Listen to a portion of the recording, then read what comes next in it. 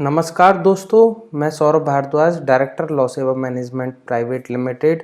आज मैं आपको बताऊंगा आप अपने इनकम टैक्स में अगर आपका कोई टैक्स पेबल है तो उसका चालान ऑफलाइन बैंक में जाकर कैसे जमा कर सकते हैं।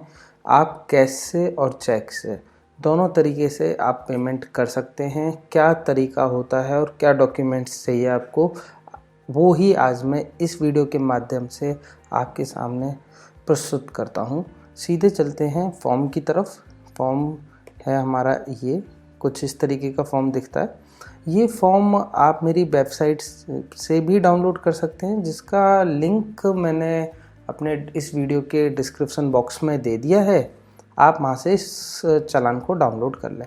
चालान का जो नंबर है वो है 280 और आपने यहाँ पर असेसमेंट ईयर सेलेक्ट करना है, जो आपका असेसमेंट ईयर है। हमारे केस में ये 2021 था, तो हमने ये 2021 ही सेलेक्ट किया है। अगर आपके कोई नोटिस आता है फॉर एग्जांपल 11/12 सन 2011-12 का, तो आप उसी हिसाब से अपना यहाँ पर 11/12 असेसमेंट ईयर सेलेक्ट करेंगे। जो भी ईयर आपका है जिसके लिए आप पे करना चाहते हैं टैक्सेस, वो आप यहाँ पर पे करेंगे। यहाँ पर टाइप करने के बाद में आप अगर कंपनी है तो कंपनी टिक करेंगे, और अदर देन कंपनी मतलब आप इंडिविजुअल हैं, आप चाहे उसमें आप सैलरीड हैं या बिजनेस हैं, डजेंट मैटर। आप सेंट्रल गवर्नमेंट के एम्प्लॉई हैं, स्टेट के या प्राइवेट, किसी भी तरीके की आप अगर सैलरीड पर्सन है तब भी आप यहाँ पर टिक करेंगे। आपकी अगर बिजनेस है और प्रोप्राइटरशिप आपका कोई फर्म चल रही है, तब भी अगर आपका कोई टैक्स बनता है तब भी आप अदर देन कंपनी ही सेलेक्ट करेंगे, जिसका कोड है 0021। इसके बाद में आप अपना पैन नंबर, जो कि 10 डिजिट अल्फ़ा न्यूमेरिक है, उसे यहाँ पर लिख लेंगे। उसके बाद में एज़ पर अपना जो पैन नंबर आपका पैन कार्ड है उसमें जो आपका नाम है उसके हिसाब से ही यहाँ पर लिखें अपना नाम, और फिर यहाँ पर आप अपना एड्रेस लिख सकते हैं। एड्रेस के बाद में यहाँ टेलीफोन नंबर पूछ रहा है, इसमें आप अपना मोबाइल नंबर लिख लें और यहाँ पर अपना पिन कोड दे दें। इसके बाद में ये बोल रहा है टिक 1। अगर आपने एडवांस टैक्स जमा करना है, क्वार्टरली आपका एडवांस टैक्स के लिए भी यही फॉर्म है, तो आप यहाँ एडवांस टैक्स जमा करेंगे। सर टैक्स होता है अगर कोई आपका अलग से टैक्स के ऊपर कोई अलग से एक्स्ट्रा टैक्स सरकार ने आपसे मांगा है, तो आप सर टैक्स यहाँ पर जमा करेंगे। सेल्फ असेसमेंट टैक्स, इसे SAT भी बोलते हैं, और 300 नंबर होता है इसका। वो आप जो नॉर्मल केसेस होते हैं जहाँ पर टैक्स की डिमांड होती है या टैक्स बेबल होता है, वहाँ पर हम सेल्फ असेसमेंट टैक्स, मतलब कि हम खुद से टैक्स पे कर रहे हैं, वो यहाँ पर हम सेलेक्ट करेंगे। टैक्स ऑन DD, जो आपका डिस्ट्रीब्यूटेड प्रॉफिट्स है डोमेस्टिक कंपनी का, तो वो आप 106 जो फॉर्म है यहाँ पर नंबर है, इसको टिक करेंगे। और टैक्स ऑन रेगुलर असेसमेंट है तो आप यहाँ टिक करेंगे। Tax on distributed income to unit holder है, ये कंपनियां डिस्ट्रीब्यूट करती हैं, उन केस में ये 107 हो जाएगा। अब आपको देख लेना है कि आपका टैक्स कितना बना। आपकी टोटल इनकम पे हम मान रहे हैं कि एग्जांपल के तौर पे 10,000 का टैक्स बना, तो सरचार्ज कितना होगा वो मैं आपको समझा देता हूँ। सरचार्ज होता है अगर कोई 50 लाख की इनकम है, अगर जैसे इनकम टैक्स हमारा जो है 10,000 बन रहा है, तो मैंने 10,000 के एक एग्जाम्पल पे आपको बताया कि अगर सरचार्ज 50 लाख से कम है तो कोई भी टैक्स नहीं जाएगा, नील होगा। और 50 लाख से ज़्यादा है और 1 करोड़ से कम है तो 10% टैक्स पेबल पे, टोटल इनकम पे नहीं, टैक्स पेबल पे अगर 10,000 टैक्स जा रहा है तो 10,000 के ऊपर 10%, that is equivalent to 1,000 rupees आपका सरचार्ज बन जाएगा। तो टोटल आपका 11,000 रुपये पे होगा। आपकी आय हो सकती है 5 लाख 10 लाख, उस पर 10% नहीं है, आपका जो टैक्स बन रहा है उस पर 10% है। बट अगर आपकी आय और जो आपका टैक्स जो बन रहा है वो 1 करोड़ है, आपकी जो इनकम है वो 1 करोड़ रुपए है, तो 15% जाएगा आपके टैक्सेबल अमाउंट पे। आप समझें, यहाँ पर दो अलग अलग चीज़ें, एक तो है इनकम, एक है आपका टैक्सेबल अमाउंट। तो अगर आपकी यहाँ आय जो आपकी इनकम है उसके अकॉर्डिंग तो स्लैब चेंज हो रहा है आपका, जैसे जैसे ज़्यादा हो रहा है वैसे वैसे सरचार्ज बढ़ रहा है। सरचार्ज होता है, एक तो हम टैक्स आपसे लेंगे ही, अगर आपकी इनकम ज़्यादा है तो टैक्स के ऊपर भी एक्स्ट्रा टैक्स लेंगे। कितना एक्स्ट्रा टैक्स लेंगे? अगर 50 से 1 करोड़ के बीच में तो 10%, 1 करोड़ से 2 करोड़ के बीच में तो 15%, 2 से 5 करोड़ के बीच में तो 25% और मोर देन 5 करोड़ है तो 37% तक का सरचार्ज आपसे लिया जाएगा। फिर से चलते हैं फॉर्म की तरफ में और यहाँ देख लेते हैं सरचार्ज क्योंकि हमारा अभी 50 लाख से कम है हमारी आय, तो हमने यहाँ पर हमारे लिए निल है। एजुकेशन सेस कैसे कैलकुलेट करना है वो आप देख लीजिए। एजुकेशन सेस टोटल 3% जाता है। यहाँ पर 2% जो है वो प्राइमरी एजुकेशन के लिए है और 1% सेकेंडरी एंड हायर एजुकेशन के लिए है। तो हमारे केस में 10,000 था, 10,000 का 2% 200 रुपये और 10,000 का 1% 100 रुपये। एजुकेशन सेस 2 पार्ट में डिवाइड है, एक प्राइमरी एजुकेशन के लिए, एक सेकेंडरी एजुकेशन के लिए। प्राइमरी 0 से 5th क्लास, सेकेंडरी और हायर एजुकेशन जो कि उससे बाद की जितनी भी पढ़ाई होती हैं इस पर गवर्नमेंट जो खर्चा करती है, जैसे कि कोई मिड डे मील दे रही है, बच्चों को फ्री में बुक्स दी जा रही हैं, सरकारी स्कूल्स चलाए जा रहे हैं, तो उन पे होने वाले खर्चे के लिए गवर्नमेंट की एक इनकम बन जाती है यहाँ से। ये अच्छी चीज़ भी है कि पढ़ाई में ही इसका योगदान जाता है, तो ये अच्छी चीज़ है। आपका यहाँ पर आप देख लीजिए, अब हमारा कोई अगर टैक्स बनता है तो एजुकेशन सेस बनेगा। अगर हमारा कोई टैक्स नहीं बन रहा है, पूरे साल में 0 टैक्स था, तो हमें एजुकेशन सेस भी नहीं देना है। जब इनकम टैक्स बनेगा उसी के ऊपर एजुकेशन सेस बनता है। इंटरेस्ट क्या है, इंटरेस्ट पे एक बार देख लेते हैं। इंटरेस्ट सेक्शन 234 जो इनकम टैक्स का सेक्शन है, इसके तहत बताया जाता है कि आपकी इंटरेस्ट कितनी बनेगी। इसमें भी 3 सब सेक्शन है, ABC। कितना लिया जाता है, ये 1% पर मंथ लिया जाएगा। लगभग साल में 12% सिंपल इंटरेस्ट कैलकुलेट होता है, बट 1% हर महीने का आपसे टैक्स बना दिया जाता है। अगर आप आफ्टर ड्यू डेट आप अगर मतलब कि फाइल कर रहे हैं तो 10,000 पे 1% का आपका बन जाएगा। जैसे ड्यू डेट में आपने 2 महीने बाद फाइल करी है तो 2 महीने का 10,000 पे 1% लग जाएगा। तो इसी हिसाब से आप सेक्शन 234B और C कहता है कि आपने अगर फेल टू पे एडवांस टैक्सेस, अगर आपने 90% तक पे कर दिया तो सेक्शन B लग जाएगा, उसके अलावा सेक्शन C लग जाएगा। तो ये एडवांस टैक्स वालों के लिए होता है। ये मैं आपको इसके फुल डिटेल किसी और वीडियो में समझाऊंगा, बट अभी आप समझ लें इंटरेस्ट 3 तरीके की है। ABC अगर आपका ड्यू डेट के बाद में है तो 1% पर मंथ की पेनल्टी जो इंटरेस्ट है आपके ऊपर लगेगी। किस पे लगेगी, जो आपका टैक्सेबल अमाउंट है। फिर से चलते हैं इसी फॉर्म की तरफ में और अब देख लेते हैं इंटरेस्ट हो गया। पेनल्टी क्या है, पेनल्टी अगर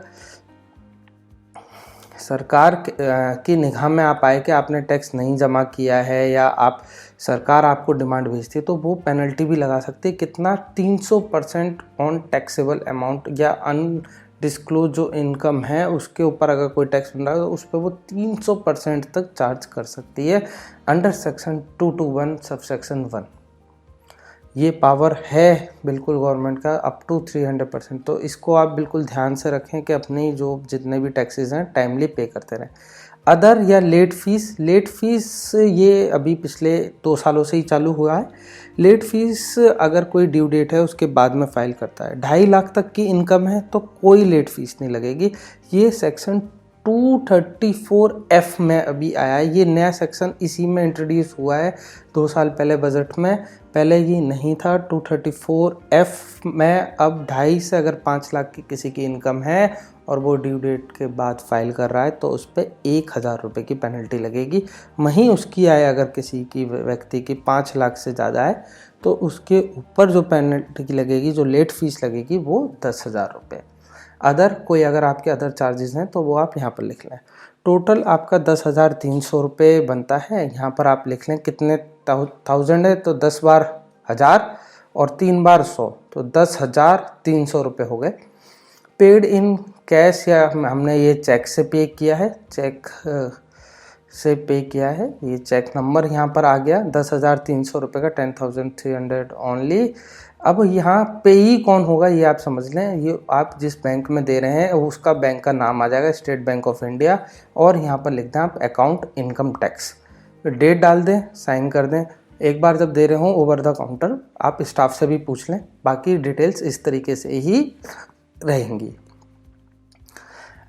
डिटेल्स डालने के बाद में आपने यहाँ पर ब्रांच सेलेक्ट कर लेनी है SBI गाज़ियाबाद, और आज जैसे जो डेट है आपकी वो, और जो पर्सन पेमेंट ये कर रहा है आपके बिहाफ पे कोई भी ये कर सकता है। आपके फैमिली मेम्बर में जैसे आपके कोई पेरेंट्स हों, वो आपकी ये टैक्स जमा कर रहा है तो वो भी इस फॉर्म पे साइन कर सकते हैं, या आपके कोई गार्जियन हो, कोई भी व्यक्ति इस पे साइन कर सकता है।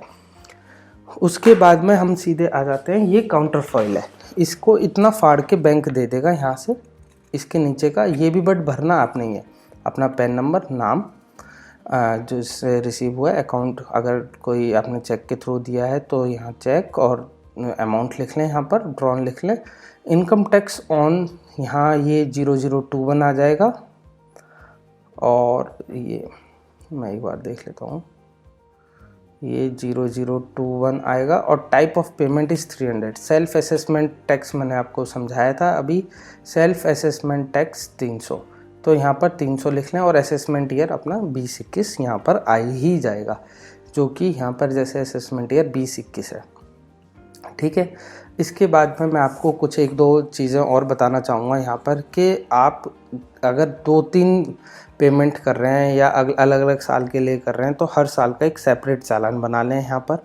दूसरा, अपना पैन जो है करेक्ट टाइप करें, अगर कोई गलत पैन यहाँ पर दिया जाता है तो इसमें एज पर सेक्शन 272B आप पे 10,000 रुपये का जुर्माना लगाया जा सकता है। 272B सेक्शन, अगर आपने कोई फॉल्स पैन कार्ड यहाँ पर लगाया तो उसके तहत आपको 10,000 रुपये तक की पेनल्टी लग जाएगी, तो बिल्कुल आप यहाँ पर ज़रूर ध्यान से रखें। और जो इसके हेड्स हैं वो 2 ही हो सकते हैं, या तो 20 होगा या 21 होगा। 20 कंपनी के लिए, 21 कंपनी के अलावा जो भी पर्सन है वो 21 में आ जाएंगे। ये हेड होता है, मेजर हेड्स बोलते हैं इसको इनकम टैक्स के, ये आप हेड्स देख सकते हैं, ये 20 है, ये 21 है। इसके अलावा आप जो भी अपील कर रहे हैं या डिपॉजिट टैक्स कर रहे हैं या कोई केस के अगेंस्ट में कर रहे हैं, या आप पे फर्स्ट असेसमेंट ईयर का है, कोई ब्लॉक पीरियड का है असेसमेंट ईयर, तो आप यहाँ पर उसी हिसाब से यहाँ पर डिटेल्स अपनी डालें। अब मैंने आपको ये दिखा दिया चेक किस तरीके से भरना है, आपको ये भी दिखा दिया मैंने चेक किस तरीके से भरें। और इसके बाद में जब चेक भर लेंगे तो बैंक की तरफ से टैक्स पेयर काउंटर फाइल इस तरीके से प्री प्रिंटेड भी मिल सकता है, या बैंक ये का एक यहाँ पर जगह दी हुई है, बैंक यहाँ पर अपनी मोहर लगा के उसके अंदर 2-3 जो मेन इंपॉर्टेंट डिटेल्स हैं वो लिखेगा। ये बहुत ही ज़्यादा इंपॉर्टेंट डिटेल्स हैं, जैसे कि यहाँ पर ये प्री प्रिंटेड मुझे बैंक ने दिया था कि नेम ऑफ एसएससी ये है, कंप्लीट एड्रेस आपका, पैन नंबर और जो डिटेल्स हैं ये मॉडिफाइड हैं, मतलब कि ये अभी आपको समझाने के लिए ली गई हैं ये डिटेल्स पैन नंबर और एड्रेस ठीक नहीं है, ये इनको चेंज कर दिया गया है, और ये आपको समझाने के लिए केवल ये सर डेमो कॉपी। तो पैन नंबर आपका ये है, मेजर हेड जो मैंने आपको अभी समझा रहा था ये 021 है, income from other than companies, और minor head 300 self assessment tax है। अब यहाँ पर जो देखने वाली बात है कि इसमें 3 डिटेल ज़रूर होनी चाहिए। एक तो चालान नंबर बैंक देगी, BSR कोड 7 डिजिट का है, मोस्ट इम्पॉर्टेंट थिंग इस पूरे चालान का वो है BSR कोड जो कि 7 डिजिट का होता है, और डेट ऑफ रिसिप्ट। ये 3 डिटेल्स फिर से इनकम टैक्स में दोबारा से जाएंगी। जब आप फॉर्म भर लेते हैं इसकी भी ऑटोमेटिक डिटेल्स आपके पैन नंबर पर सबमिट हो जाती हैं, जो कि फॉर्म 26A में भी रिफ्लेक्ट होने लगती हैं, और आप इस पर पोर्टल पे जाके भी सबमिट कर सकते हैं कि मैंने अपना टैक्स जमा कर दिया है। वो कैसे करना है वो भी मैं आपको इस वीडियो के आखिरी में बताऊंगा। जैसे यहाँ पर बेसिक टैक्स हमारा 10,000 है, एजुकेशन सेस 300 रुपये, इंटरेस्ट कोई था नहीं, यहाँ अमाउंट दिया हुआ है, सिन नंबर, अकाउंट नंबर वगैरह, कब कौन सी डेट को हुआ है, ये तो इस तरीके का चालान है। ये डिटेल्स आप ले लें ये तीनों, और ये आप बैंक में जो इसका पोर्टल है इनकम टैक्स का वहाँ पर आप सबमिट करेंगे। इसके अलावा जो कोई डिटेल्स आप देखना चाहते हैं कि आप टैक्स पेमेंट होने के बाद में कहाँ टाइप करेंगे, उसके लिए मैं एक अलग से सेपरेट वीडियो बनाई हुई है, उसका भी मैं डिस्क्रिप्शन जो है उसका जो लिंक है वो अपने डिस्क्रिप्शन बॉक्स में दे दूँगा।